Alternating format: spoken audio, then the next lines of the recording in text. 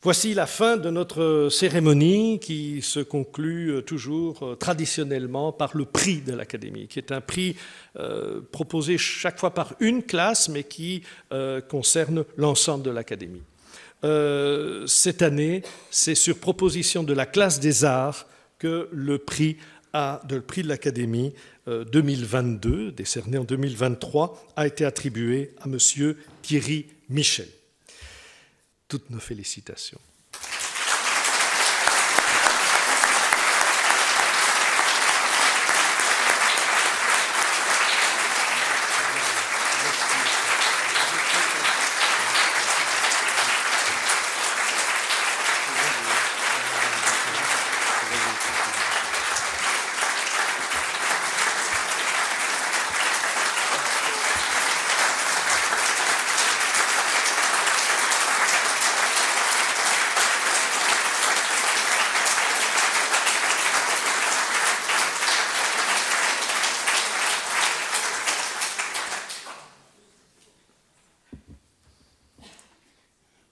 Monsieur le secrétaire perpétuel, Monsieur le Président, chers académiciens, je tiens à vous faire part d'abord de mon immense bonheur de vous me gratifier aujourd'hui par la reconnaissance de mon œuvre cinématographique.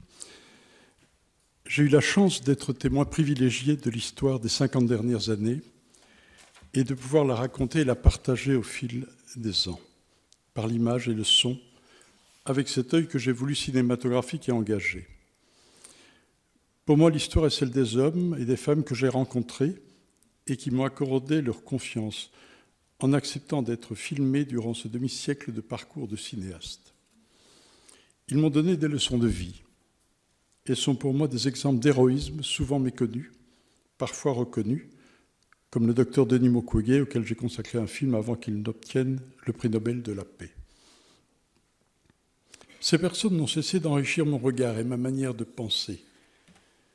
Après la Belgique et ses révoltes ouvrières, c'est le Brésil et les enfants de la rue de Rio qui m'ont ouvert sur le monde des anciens esclaves. Ceux-ci m'ont amené vers le continent africain, cet immense Congo que j'ai parcouru pendant plus de 30 ans, vivant à chaque soubresaut de son histoire, les espoirs seront déçus malheureusement de ses populations. C'est là que j'ai croisé la route de cet homme qui répare les femmes, ces femmes violées, mutilées, qui souhaitaient témoigner pour que le monde ne puisse plus fermer les yeux.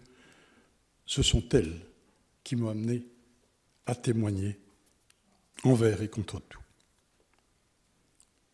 En Iran, j'étais interpellé par le courage des hommes et des femmes, leur volonté de défendre leur liberté contre cette dictature religieuse, aujourd'hui encore plus répressive que lors du tournage.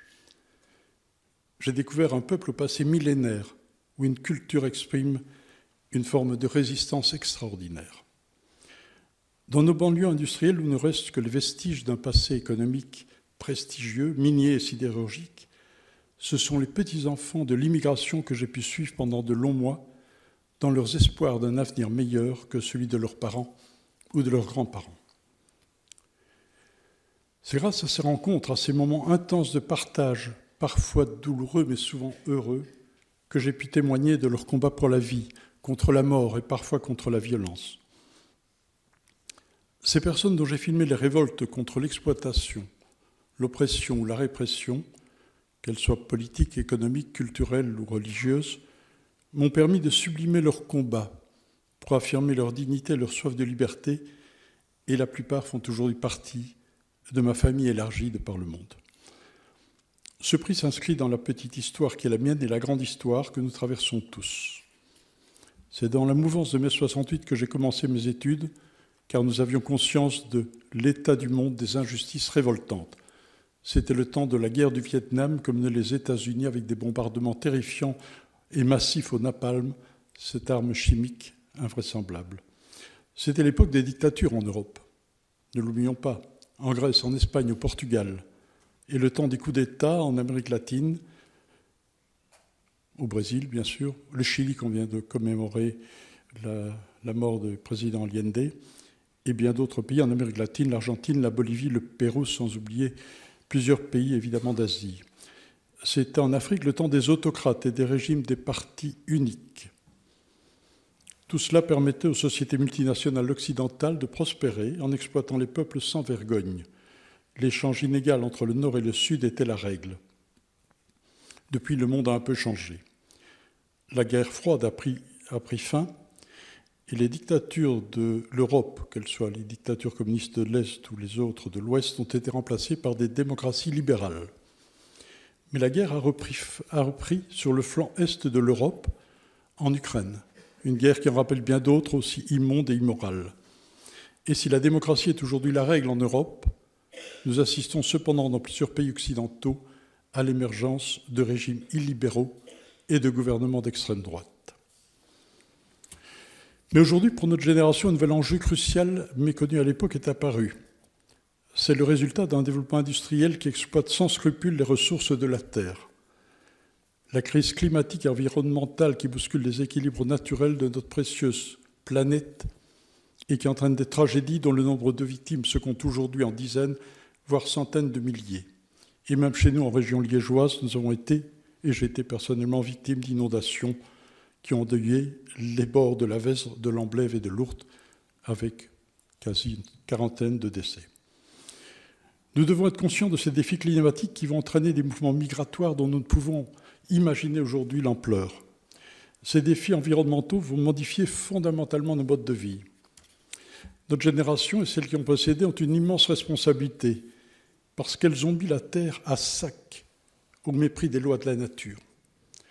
L'exploitation effrénée des ressources du monde entraîne une destruction systématique des écosystèmes et nous nous sommes laissés entraîner dans une spirale infernale par ce mythe dévastateur de la poursuite de la croissance et de l'obsession de l'accumulation. Notre volonté d'avoir toujours plus de biens matériels, d'argent, de confort nous mène aujourd'hui vers des catastrophes pourtant annoncées par de nombreux scientifiques. Il nous faut donc monter sur le pont, à notre niveau local, mais aussi national et planétaire. D'autant plus que si le monde connaît des organismes internationaux comme les Nations Unies et les tribunaux spéciaux internationaux, ceux-ci se montrent souvent tellement bien impuissants face au pouvoir chaque jour plus considérable de certaines multinationales qui façonnent non seulement l'économie, mais aussi nos consciences. Et cela au mépris de toute morale. Nous sommes à un tournant de société, certains disent de civilisation, avec la fin espérée de cet ordre marchand qui nous a menés au chaos. Il nous faut plus que jamais créer une architecture du futur pour bâtir une société solidaire où la qualité devra primer sur la quantité, l'être sur l'avoir, car les vraies richesses sont celles de l'âme. Le plus important dans notre rapport au monde et dans le sens que nous pouvons donner à notre vie, pour cela, il va falloir faire preuve de courage, de créativité, d'imagination. Mark Twain disait « Ils ne savaient pas que c'était impossible, alors ils l'ont fait ». L'heure n'est plus à la seule indignation, mais à la nécessaire mobilisation de tous. C'est ma responsabilité, c'est notre responsabilité d'empêcher que les générations futures ne payent le prix fort de notre inconséquence. À nous d'aider l'entrée en scène de femmes et d'hommes de caractère, conscients des défis du monde actuel et refusant de se laisser dominer par les peurs collectives. Des personnalités qui auront un projet de société audacieux et des valeurs solidaires. Mauriac disait très justement « Une vie, c'est l'ensemble des forces qui résistent au désespoir ». Je n'ai donc pas encore fini de résister, de témoigner avec cet outil qui est le mien, le cinéma. Chers amis et membres de ma famille ici présents, merci du fond du cœur d'être venus, de m'avoir soutenu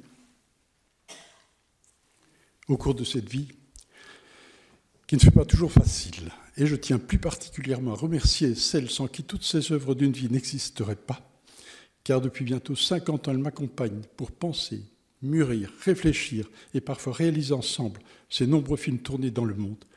C'est ma compagne et productrice, Christine Pirot, que je vous demande d'applaudir. Merci à tous.